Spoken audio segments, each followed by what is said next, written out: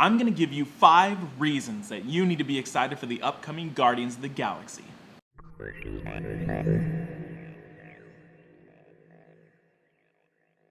This video isn't for people that are already gonna go see Guardians of the Galaxy. This isn't for people that are already fans of Marvel and you're gonna go see it no matter what and you already know all about it. This video is for those of you that either don't know anything and someone sent you this video and they said, hey, you need to watch this. Or those of you that maybe you saw the trailer and you're a little not sure, you don't really know what's going on. And so I'm gonna convince you on why you need to see it. Number 1. The talent in this movie is incredible. Our lead, we've got Chris Pratt. The last 3 years, Chris Pratt has been in a movie that's been nominated for Best Picture. He was in Moneyball, he was in Zero Dark 30, and he was in the movie Her. But most of us know Chris Pratt from the TV show Parks and Rec, which is incredible. But now Chris Pratt is really stepping up. This is his time to shine. He was the lead voice in the Lego movie. He's got Guardians of the Galaxy coming out, and then he's also the star of the upcoming Jurassic World, which is basically bringing the Jurassic Park world back to the mainstream media. So it's an exciting time for Chris Pratt, and this is the movie that he's gonna blow up in. Next, we have Zoe Saldana. This isn't Zoe Saldana's first foray into science fiction. She was in the movie Avatar, she was in the Star Trek films, and now she's in Guardians of the Galaxy, this time as a green-skinned assassin. Zoe Saldana is incredible. And then we've got professional wrestler turned actor Dave Bautista. Normally, I wouldn't be that excited about Dave Bautista, but he was so excited about this role that he went and fought for it. And he said, I want to play this part. I want to be this character. And that says a lot. This isn't someone who's doing it for the paycheck. It's just another gig. He cares about this character, and you can tell. Now, rounding out the 5 Guardians of the Galaxy, we've got the other 2 that are voice actors only. But we first got Bradley Cooper. Bradley Cooper is voicing probably the most interesting character to ever be portrayed in a Marvel movie so far, Rocket Raccoon. Rocket is a talking raccoon, and he shoots a lot of guns, and he's kind of vulgar, and he's gonna be super interesting, and I've heard only good things about Bradley Cooper's performance. What is that? It's a bomb. And you leave it lying around? I was gonna put it in a box. What's a box gonna do? You just want to suck the joy out of everything. The other voice actor is Vin Diesel as a giant tree-like alien named Groot. Now, Groot can only say 3 words, I am Groot. But director James Gunn said that Vin Diesel did such an incredible job giving life to those 3 words that it's exhilarating. I'm Groot. Thank you. Now, our supporting heroes include Glenn Close, John C. Reilly, Jimon Hunsu, Michael Rooker from Walking Dead, and then we've got Lee Pace, who was famous for the TV show Pushing Daisies, and then he was seen in the last 3 Hobbit movies, and now he plays the villain in Guardians of the Galaxy. Another villain is Karen Gillan, who you may know from Doctor Who. When it was learned that she was cast as a villain named Nebula, people were a little hesitant, but then she showed up to Comic-Con last year, fully bald. It's a good look for some people. And then when you see her in the trailers, she looks incredible. We've also got Benicio del Toro as the Collector, who's an eccentric individual who was seen in the post-credit scenes of Thor 2, The Dark World. And then it was recently announced that Josh Brolin is going to be voicing Thanos, who is the villain that showed up at the very end of the Avengers after the credits. And then he's going to be the main villain in Avengers 3, and Avengers 2 isn't even done filming. So we're talking long distance, he's going to be the villain. But Josh Brolin will be doing voiceover work for Guardians of the Galaxy. So that's a lot of names. There's some incredible talent here. And now, too, with that talent, the best actors in the world still rely on really important and interesting characters. And this movie has them.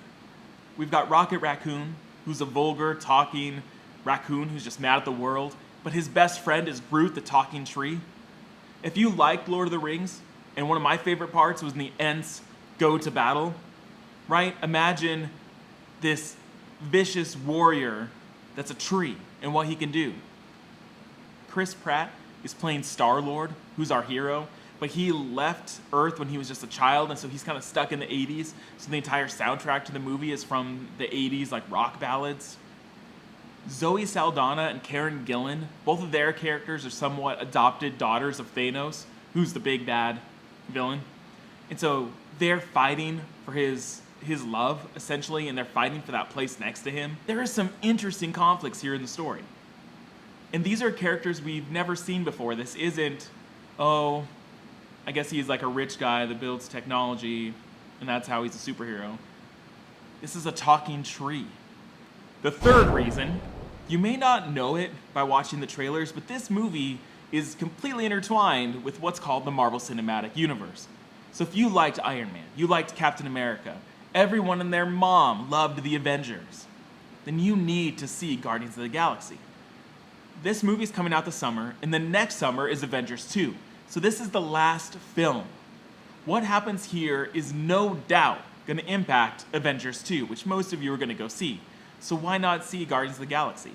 It's like not reading the first book in a series and going straight to number 2. You can't do that. So if you're a fan of those other Marvel movies, you need to watch this. There's going to be references. We may see some cameos. There's going to be incredible things that tie into the Avengers and into the world as we know it. So you need to see this. The fourth reason that you need to see Guardians of the Galaxy. There hasn't been a movie like this in a long, long time. It's set in outer space, so it's high science fiction, but they're essentially bandits and thugs and pirates and assassins. So they're not good guys. They're kind of bad guys, but maybe they become good guys.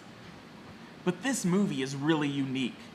And if you haven't seen any other movies by director James Gunn, I would go do that now. One of my favorite examples is a movie called Super, which is streaming now on Netflix. Super is a superhero movie, but it's got Rainn Wilson, Dwight from The Office, and Ellen Page as two vigilantes who essentially dress up and try to fight crime. It's kind of like the movie Kick-Ass before Kick-Ass came out. But all of his movies are really unique. And so when Marvel announced that he was directing this, you knew that this movie was going to be something special. And it's a huge risk for Marvel to take. They know that people are going to go see Captain America. They know that people are going to go see Iron Man. But they don't know that people are going to go see Guardians of the Galaxy. So that's why we need to show them, yes, you can take risks. We'll go see movies that aren't established, but maybe this will be a whole new franchise. So we need to go see it. And the fifth reason, there's so many cool things about this movie.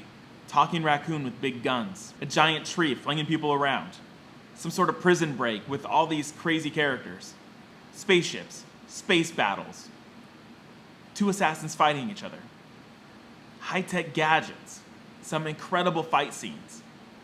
One of the locations is the head of a giant alien, and they built like a city inside it. How cool is that?